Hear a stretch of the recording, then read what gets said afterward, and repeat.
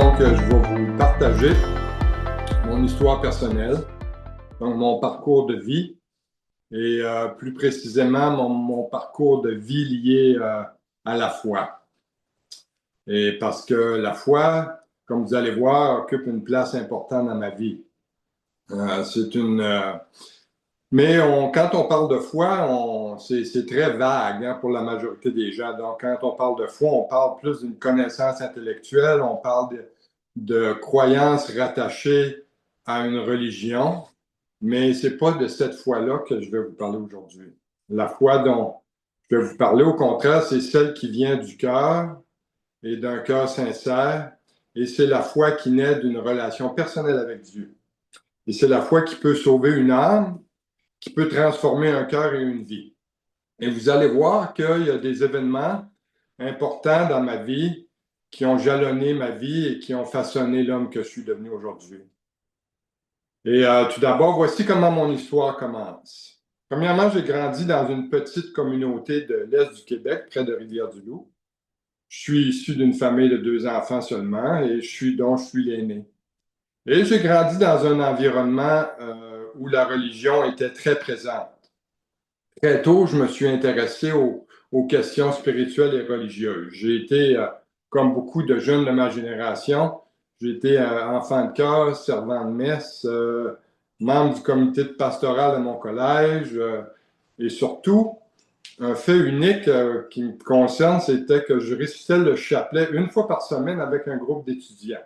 Donc, j'étais un peu plus zélé que les autres. Et mieux encore, j'ai séjourné aussi chez des moines, et où on m'avait dit que le silence était la règle d'or. Donc, la méditation, la contemplation, c'était leur mission. Donc, autrement dit, personne n'avait le droit de parler en mangeant et en mangeant sa soupe ou en buvant son café. Donc, c'était un silence total. Donc, ce genre d'expérience religieuse-là que j'ai eue. Et à l'adolescence, je suis devenu le bras droit du curé de ma paroisse. Et plus tard, j'ai sérieusement envisagé de devenir prêtre dans l'Église catholique romaine. J'étais plutôt quelqu'un de très religieux dans ma génération. Mais je fumais pas, je ne buvais pas, je faisais pas ce genre de choses-là. J'étais un petit gars assez tranquille, mais j'ai eu beaucoup d'amis qui, eux, étaient pas mal moins tranquilles que moi. Et je voulais pas m'embarquer dans des histoires de drogue, ces choses-là. Et donc, c'est un choix personnel que j'ai fait.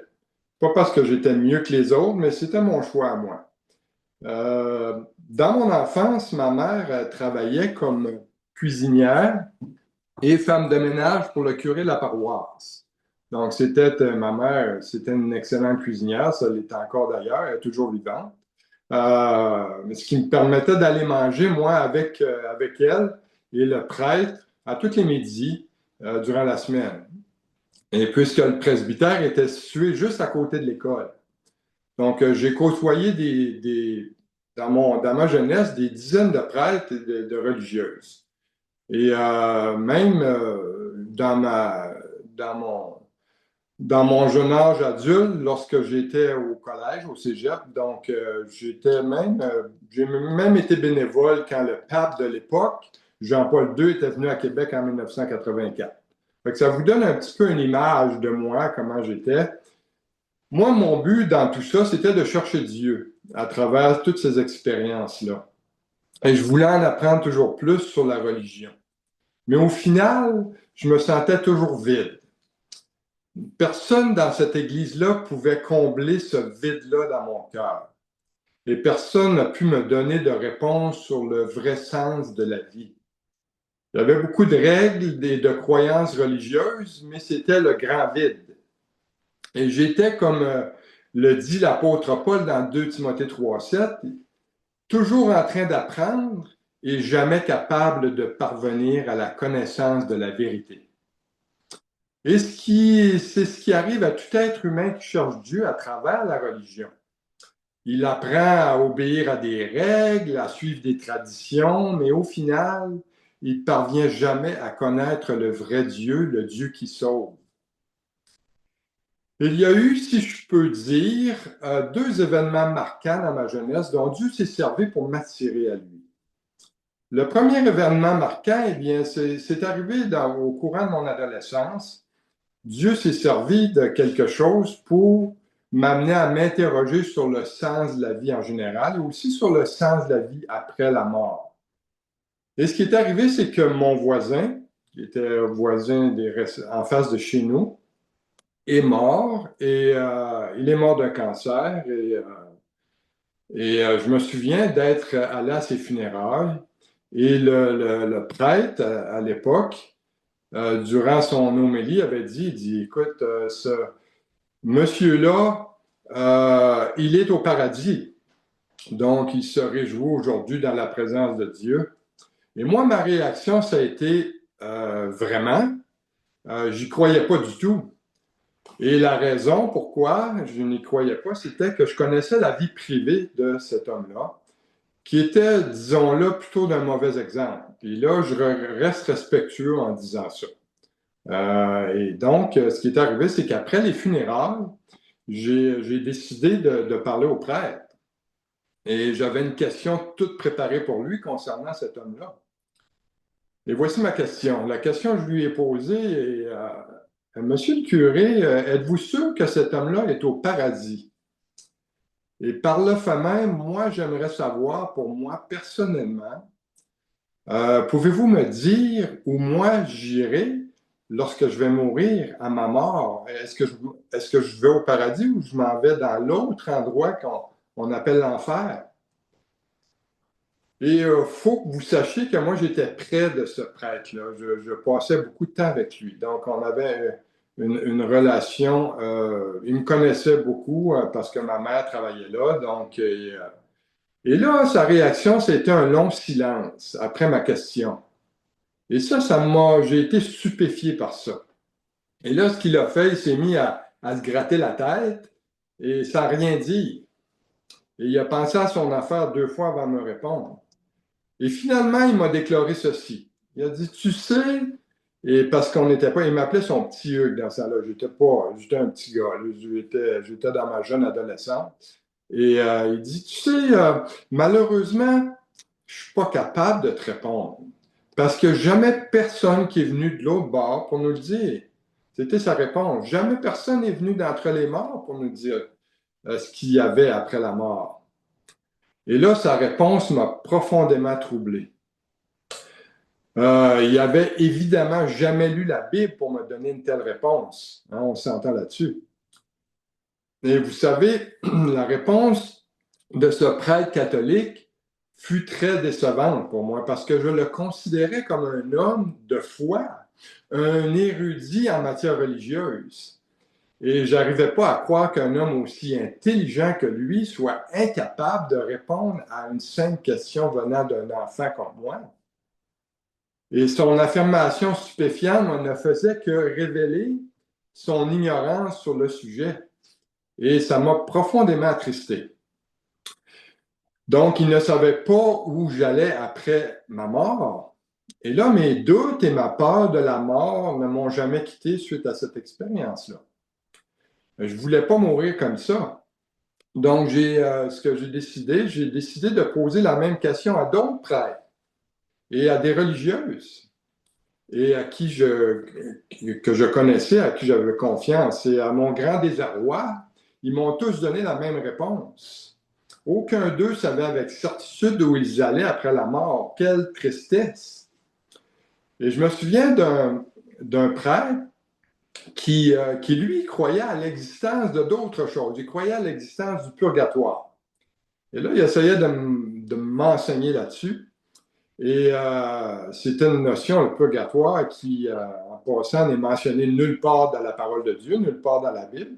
Mais selon ce prêtre-là, donc c'est un lieu de souffrance situé entre l'enfer et le paradis, où les pécheurs expient leurs fautes après leur décès. Il faut savoir que si on fouille dans l'histoire de l'Église catholique, eh bien, cette idée-là a vu le jour au sein de l'Église catholique au 12e siècle, seulement après Jésus-Christ. Donc, aujourd'hui encore, donc, ce que les gens font, donc, ils offrent des messes pour le salut d'un être cher qui est décédé dans l'espoir que son âme rejoigne un jour le paradis. C'est en quelque sorte, en fait, acheter son salut. Donc, c'est aussi un moyen pour l'Église catholique de s'enrichir, il faut s'entendre. Plus on offre de messes pour le salut d'une âme, mais plus on a de chances d'aller au paradis et plus l'Église en tire profit. Donc, mais ça, cette partie-là, il ne mentionne pas. Certains théologiens catholiques, même, écoutez, j'étais très près de ces gens-là et certains affirmaient que même une personne pouvait passer entre 1000 à 2000 ans au purgatoire, selon le genre de vie que cette personne-là avait eu sur Terre. Donc, autrement dit, plus votre vie sur Terre avait été mauvaise, bien, plus ça va coûter cher à vos proches pour vous faire sortir de là. Donc, c'est quelle idée macabre. Donc, pour en revenir à mon histoire, bien, quelques années plus tard, certains de mes amis sont décédés tragiquement. Et là, j'étais dans la jeune vingtaine dans ce temps-là. Et je me rappelle, l'un de mes amis est mort dans un accident de voiture. Il a frappé un arbre. Il était probablement en état d'ébriété. Et ça m'a donné un choc. Et j'en ai eu un autre qui est mort d'une overdose de drogue. Un autre choc. Et pour finir, j'en ai eu un autre qui s'est donné la mort, il s'est suicidé. Et tous ces jeunes-là étaient dans la jeune vingtaine. Et à cette époque-là aussi, j'ai eu une tante de qui j'étais proche, qui avait 45 ans. Elle était voir le médecin. Le médecin lui a dit, tu as un cancer très agressif. Et 4 semaines plus tard, elle était décédée. Donc, tous ces événements-là sont arrivés dans la même période. Et tout ça, ce que ça a fait, c'est que ça a accru ma peur de la mort. Et j'étais absolument pas préparé à mourir, surtout pas à mon âge. Alors, ce que j'ai fait, j'ai continué à chercher des réponses dans mon système religieux dans lequel j'ai grandi, et qui était une organisation bien établie, où Dieu est un objet, où Dieu est un accessoire, où Dieu est une statue, où Dieu même une image. Et j'étais un jeune homme qui avait tous ces symboles-là et toutes ces images religieuses-là dans sa chambre. Mais pourtant, je ne connaissais pas la Bible, mais la Bible nous met clairement en garde contre le culte des images et des statues. En fait, je ne le savais pas à l'époque, mais c'est le deuxième commandement que Dieu a donné à Moïse sur le mont Sinaï, dans Exode 24, qui dit, tu ne te feras point d'image taillée, ni de représentation quelconque qui sont des choses qui sont en haut dans les cieux, ni de celles qui sont en bas sur la terre, ni de celles qui sont dans les eaux plus bas que sous la terre. Et donc, comme vous pouvez le constater, donc j'étais un jeune homme idolâtre. Hein, mais à l'époque, je ne connaissais pas la parole de Dieu. Mais au cours de ma jeunesse, donc la peur de mourir subitement sans être préparé, donc m'habitait constamment. Et je me souviens d'un grave accident de vélo que j'ai eu à l'adolescence. Ce qui est arrivé, c'est que mon jeune frère, mon frère plus vieux, comme je l'embarquais toujours sur la barre, j'allais le chercher des fois, hein, il était toujours en retard pour le repas, ça fait que j'allais le chercher. Et je le faisais asseoir sur la barre en avant, et puis je disais, lève tes pieds, puis fais attention. Euh, et puis, comme de fait, il n'a pas suivi mon conseil et son pied est rentré dans la roue avant. Et ce qu'on a fait, on a culbuté avec le vélo. Et moi, je suis tombé, il est tombé sur moi. Il s'est cassé le pied et moi, je suis tombé sur la tête, sur l'asphalte, sur le pavement, sur le recouvrement d'asphalte. Et donc, ce qui est arrivé, c'est que j'ai perdu conscience. Donc, j'ai fait une commotion cérébrale. Et d'ailleurs, je ne portais pas de casque de vélo à l'époque, mais je ne me sentais pas coupable de ça parce que il n'y avait personne qui portait de casque de vélo dans les années 70. Ça n'existait tout simplement pas. Et donc, mais pourtant, j'aurais pu mourir sur le coup. Mais une fois de plus, Dieu m'a gardé en vie. Et merci Seigneur. Et donc, à 20 ans, j'ai commencé des études à l'Université Laval à Québec pour étudier en agronomie, donc pour devenir un agronome. Et j'aimais beaucoup l'agriculture. Et je pense que les raisons pour ça qui m'ont motivé à choisir cette profession-là, c'est que je passais la plupart de mes étés sur la ferme de mon oncle. Et j'ai aidé dans les travaux dans les champs et j'aimais les grands espaces et j'aimais admiré la création de Dieu. Mais bien que je me destinais dans l'optique agricole, dans mon cœur, je souhaitais plaire à Dieu. Et moi, je voulais aller au ciel. Tu sais, je voulais être une bonne personne. Hein. Je voulais faire des bonnes œuvres et je me forçais d'être une bonne personne. Et parce que j'étais un petit gars religieux, donc j'avais toujours cette idée-là de devenir prêtre qui me trottait dans la tête.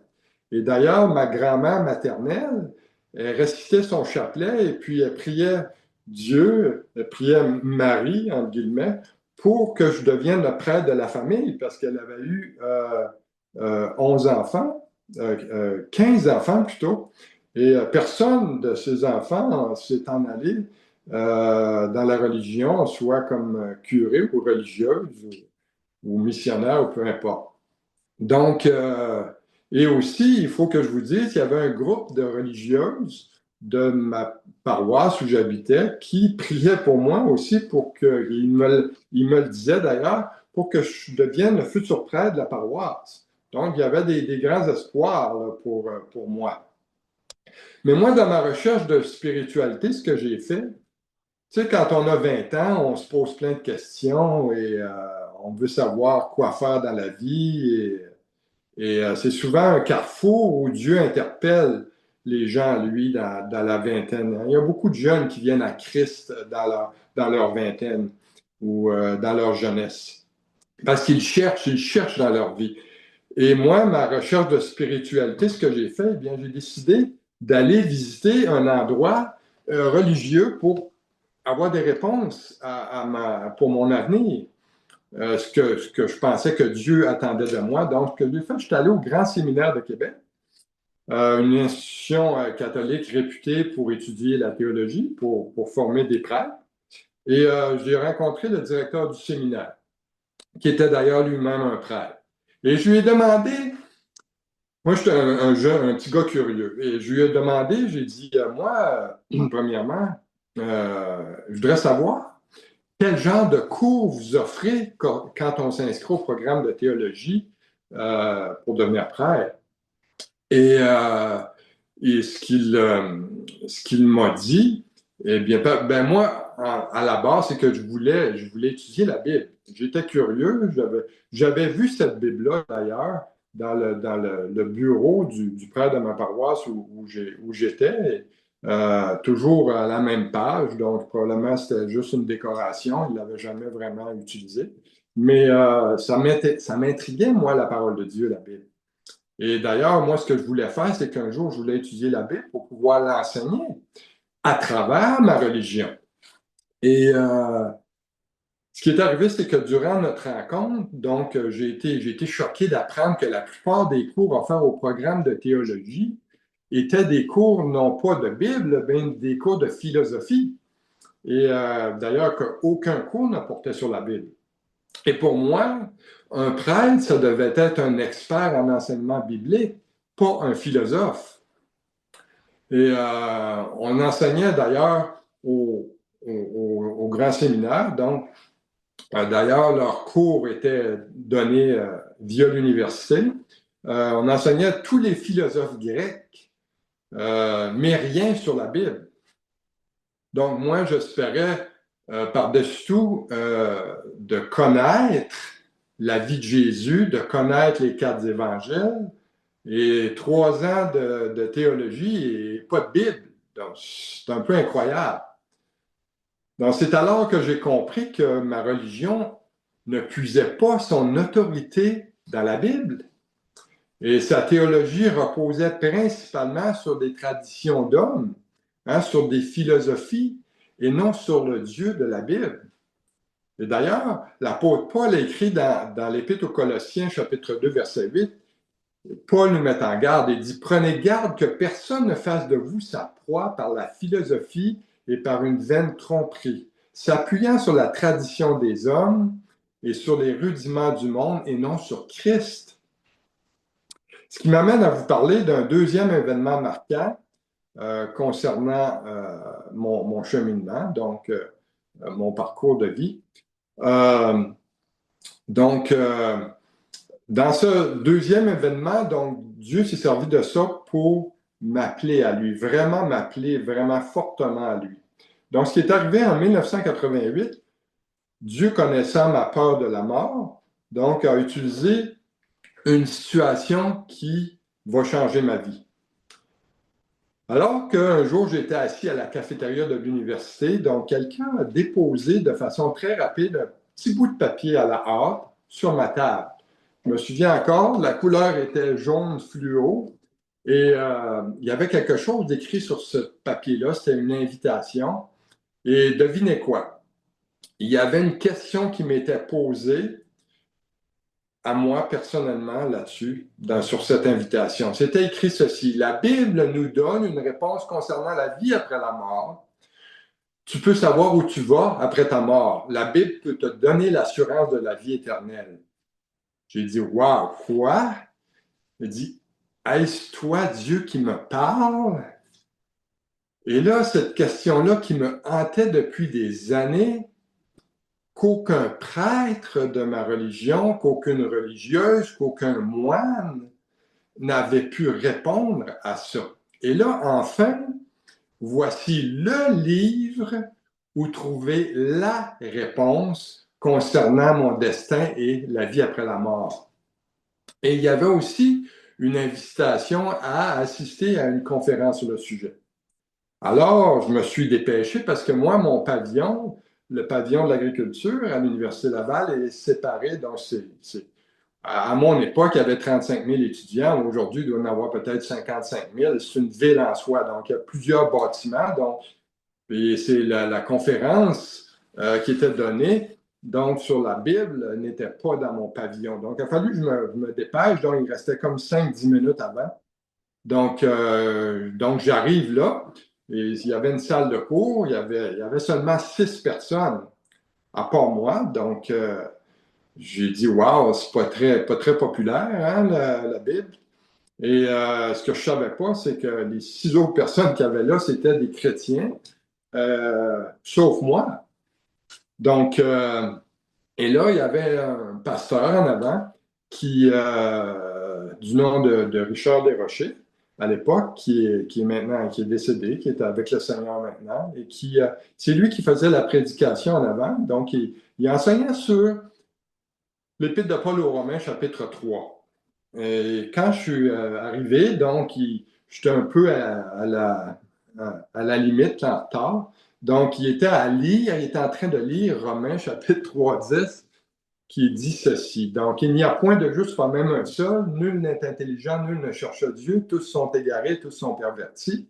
Il n'en est aucun qui fasse le bien, pas même un seul. Et je dis, waouh, ça commence raide pour moi parce que moi, je me pensais un bon gars. Je me pensais un bon gars.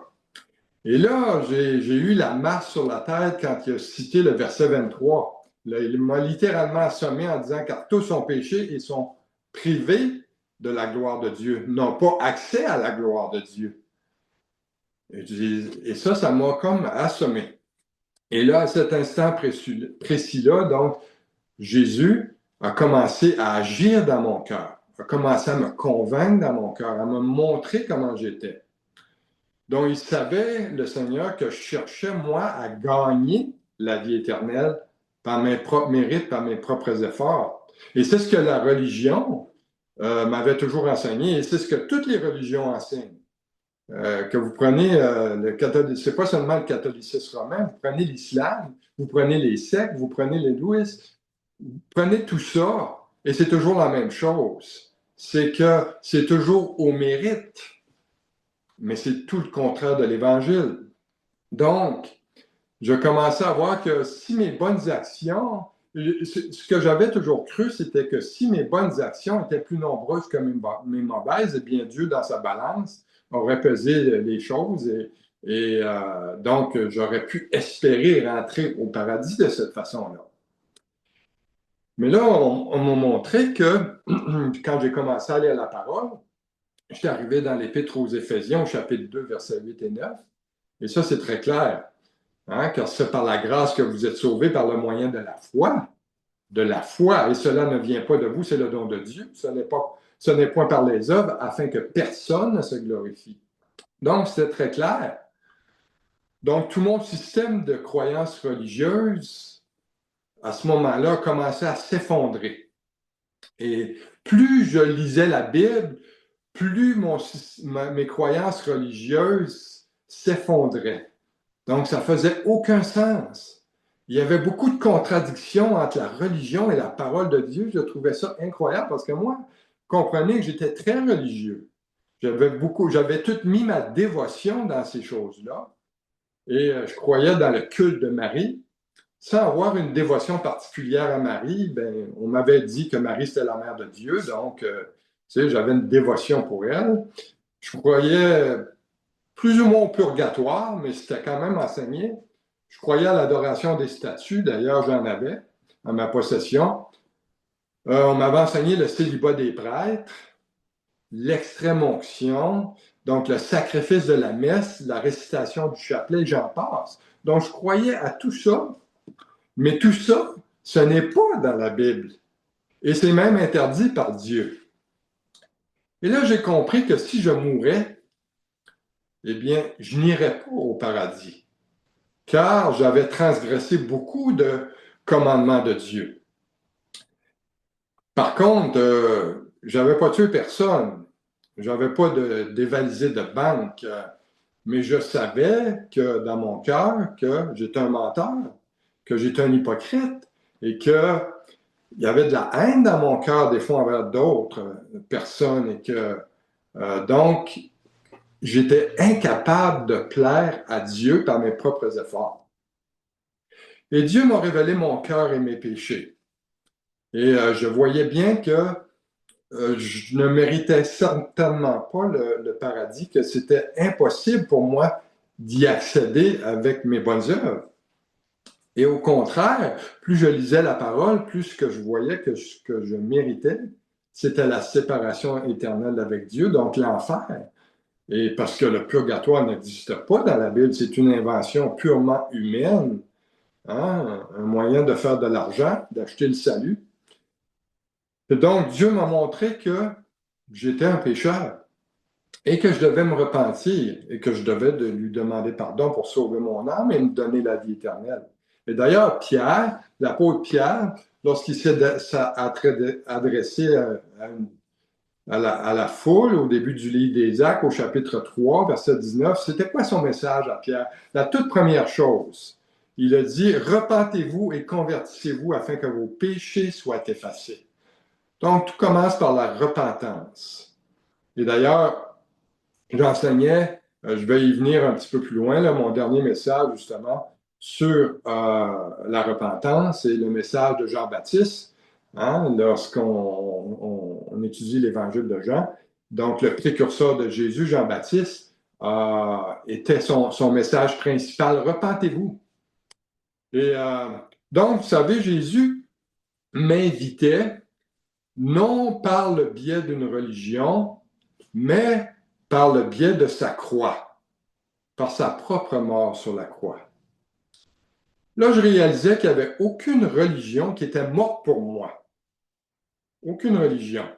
Au contraire, que c'était une personne qui est morte pour moi. Et son nom est Jésus.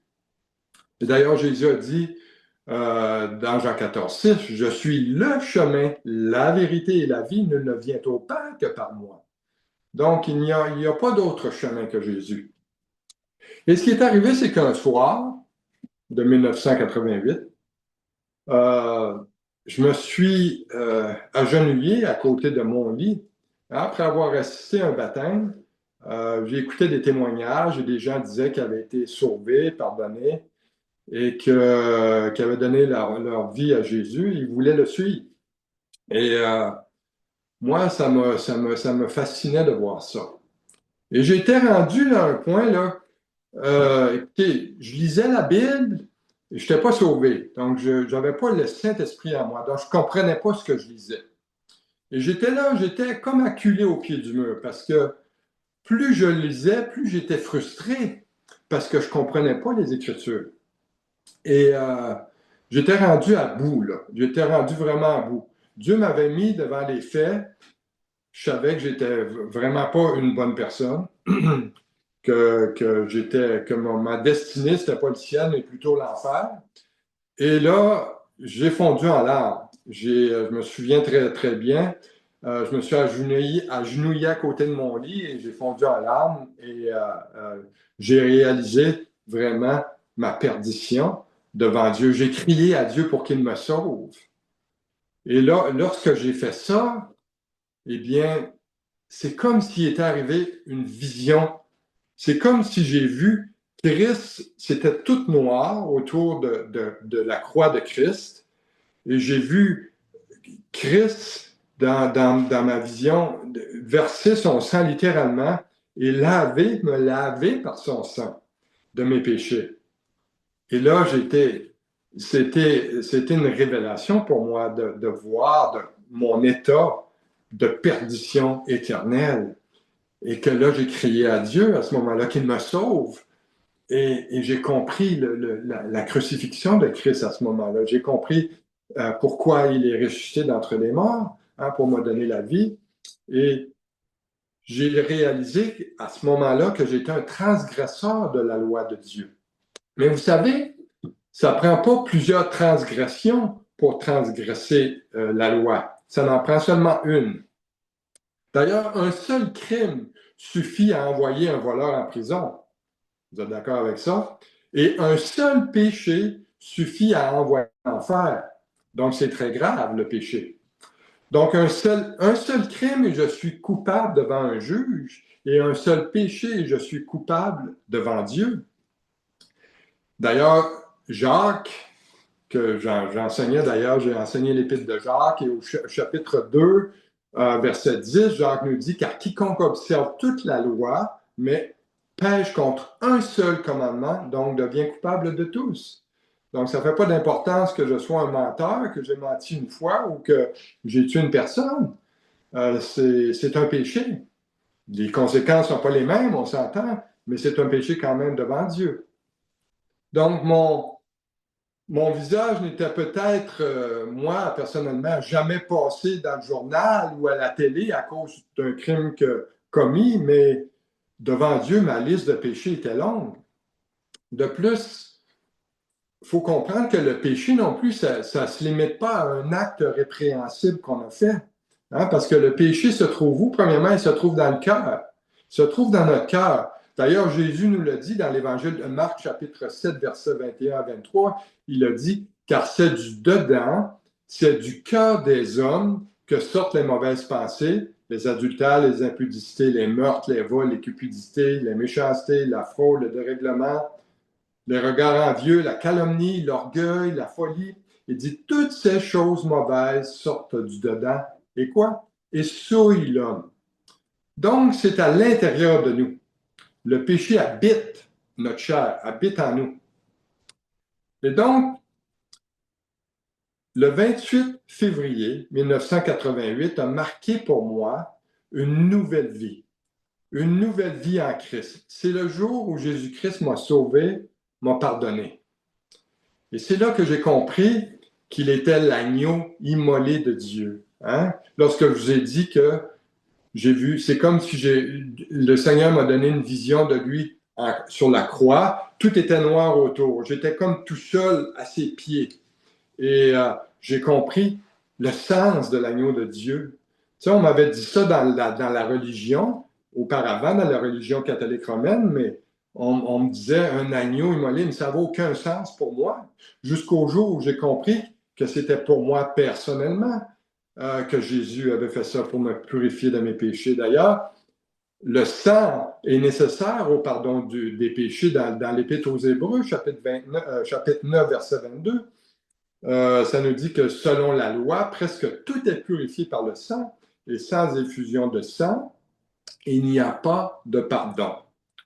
Donc, lors de ma conversion, donc, j'ai aussi compris que puisque Jésus est ressuscité, donc, et vit éternellement, donc il possède un sacerdoce immuable qui ne peut se transmettre. Et comprenez bien ici que j'insiste là-dessus parce que pour moi qui voulais devenir prêtre, donc il faut comprendre qu'un prêtre de l'Église catholique romaine dit qu'ils ont un sacerdoce.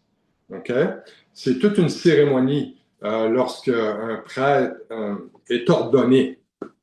C'est de là que vient la messe. La messe, c'est quoi? C'est un sacrifice non sanglant. C'est que le prêtre, avec son pouvoir, son sacerdoce, donc, est capable de transformer l'immatériel en matériel. Donc, il croit que le vin est littéralement le sang de Christ et que l'hostie, que le pain, est littéralement le corps de Christ. Et que le prêtre, dans son pouvoir, a le pouvoir de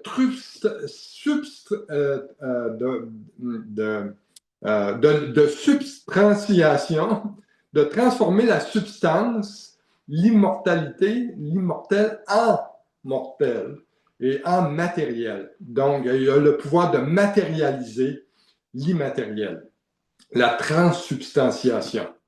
Donc, pour moi, c'est important que je comprenne ça, que Jésus, parce qu'il est le dernier sacrificateur, a un sacerdoce qui ne se transmet pas.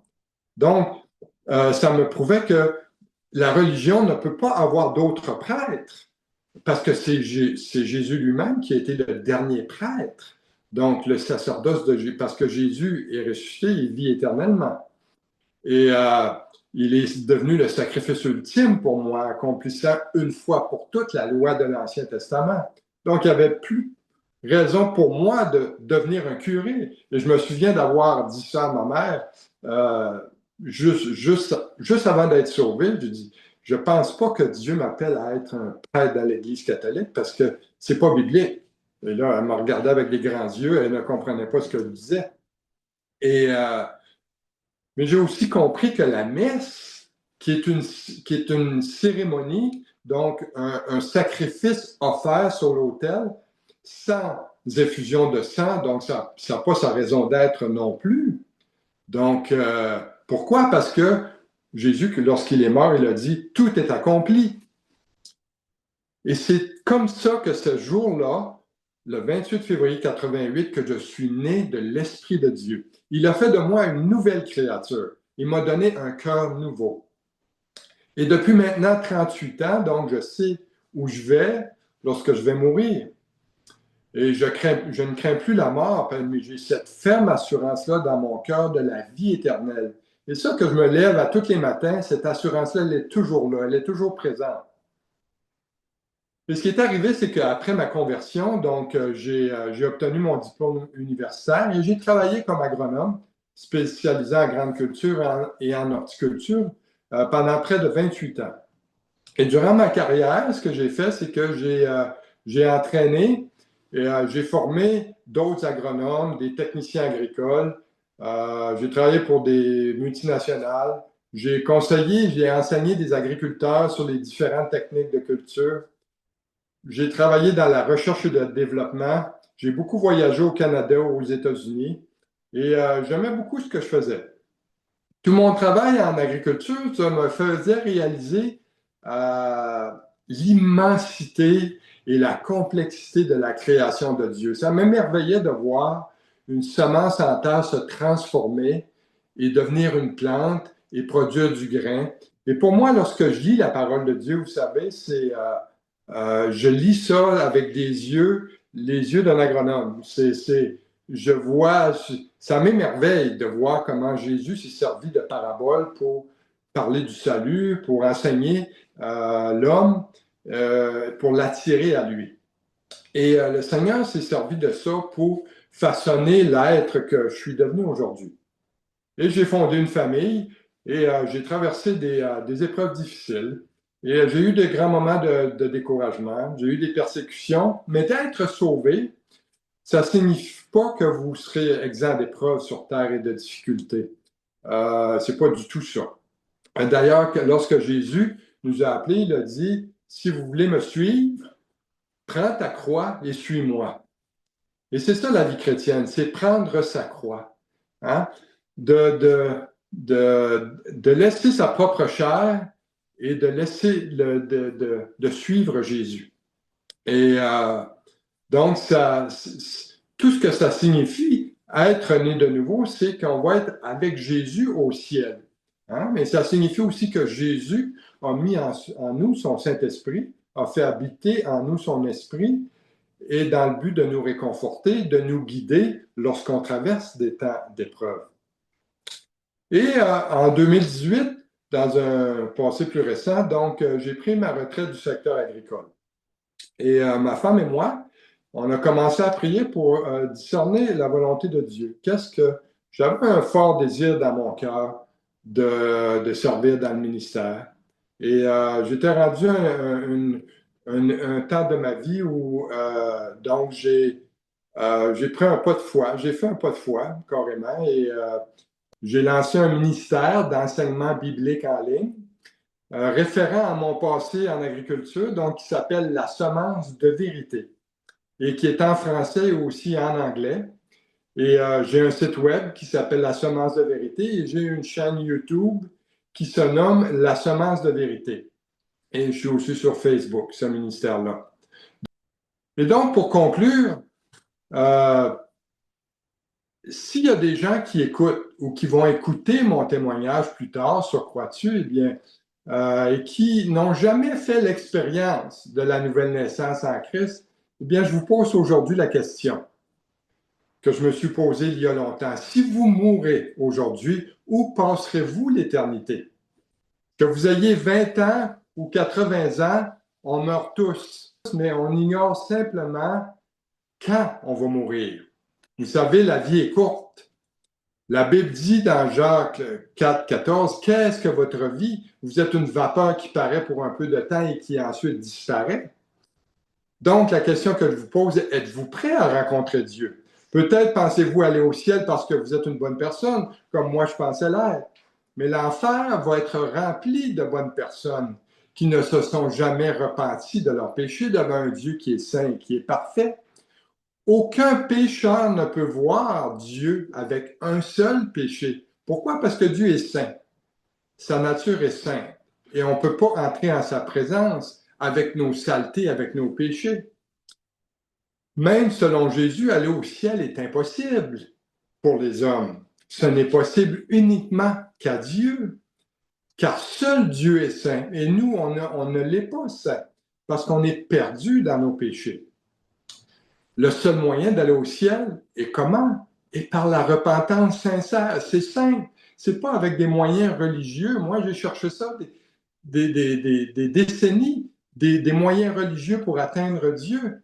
Mais le seul moyen, la première chose à faire est se repentir. Autrement dit, se détourner de son péché et l'abandonner. Et de demander à Jésus pardon. Et il va vous pardonner parce qu'il l'a promis. Hein, parce qu'il est mort sur la croix, et il a dit, tout est accompli. Tout est accompli. Et sa mort et sa résurrection suffisent à faire de toi une nouvelle créature. Cela suffit à changer ta vie. Cela suffit à changer ton cœur. Cela suffit à sauver ton âme de l'enfer éternel. Et si vous êtes déjà un chrétien né de nouveau, amen. Et je loue Dieu parce qu'il vous l'a révélé. Mais pour ceux qui ne le sont pas, maintenant est le temps favorable. Aujourd'hui est le jour du salut. Allez à lui. Amen. Donc, ceci conclut mon témoignage. Merci de votre écoute.